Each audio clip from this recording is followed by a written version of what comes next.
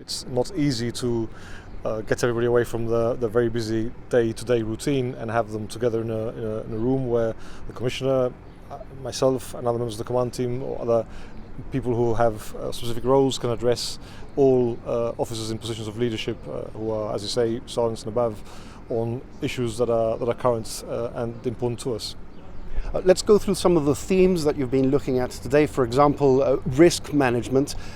What are the risks that senior management and those in senior positions have to deal with on a day-to-day basis in the police force? So the risk management that we've been discussing today is mostly around demand and resourcing. So it's about understanding our demand and reminding officers of the important contribution that they make to the tools that we use to determine what those demands are. So we look at what the state of our assets is, the capability of our officers, training needs, funding needs that they may require.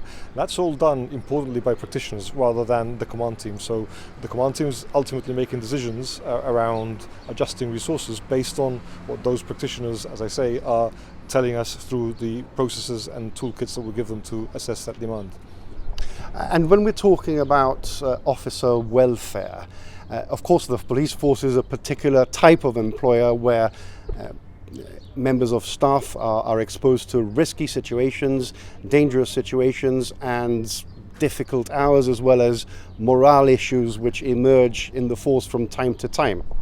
Yep, that's absolutely right. So one of the inputs that we've had today has been around well-being, and again it's about telling, reminding, helping officers to identify how to be good leaders in that respect, how to treat others from a well-being perspective in the way that they'd like to be treated themselves. We're in a relatively fortunate situation in the sense that our officers don't deal with traumatic events to the extent that they may experience them elsewhere. So colleagues in similar situations might in other jurisdictions, which is not to say that they don't occur now and again.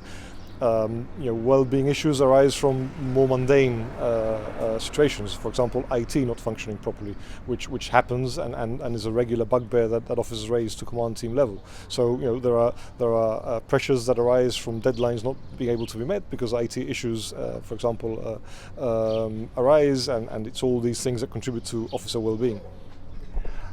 Another issue that you're looking at in this seminar is women in policing. Now, I know that this is something that the force has had its eye on for a while, how to perhaps encourage and retain female officers in this work environment as well.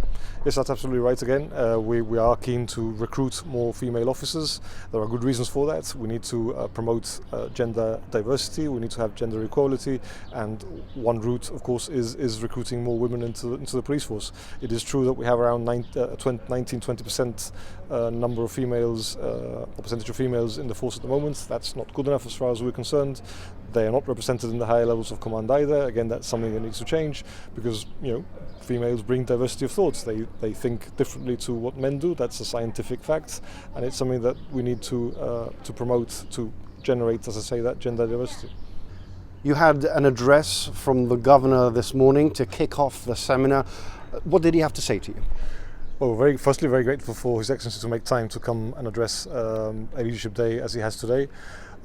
He spoke about leadership, his experiences of leadership, his views on how to be good leaders, and he expressed his support for the force in all the work that we do for the community.